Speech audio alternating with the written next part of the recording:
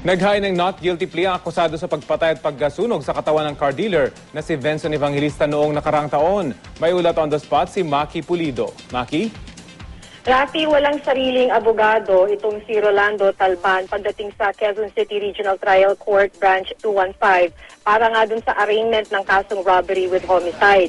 Nang basahan siya ng sakdal, not guilty ang inihaing plea ni Talban sa kasong pagnakaw at pagpatay sa car dealer na si Benson Evangelista noong 2011. Sa korte, ilang minuto bagong pagbasa ng sakta, doon na lamang siya binigyan ng abogado mula sa Public Attorney's Office. Ang sakdal ay nakipagsabuatan di umano itong si Talban, kanila Roger Dominguez at iba pa para nakawin ang ibinebentang Toyota Land Cruiser ni Benson Evangelista na nagkakahalagang 3.4 million pesos. Binaril di umano ni Talban sa ulo si Evangelista bago sinunog ang katawan ng biktima. Sa ambush interview, pagkatapos ng arraignment, muling iginiit ni Talban na hindi siya ang gunman sa pamamaslang kay Benson Evangelista. Rafi? Maraming salamat, Maki Pulido.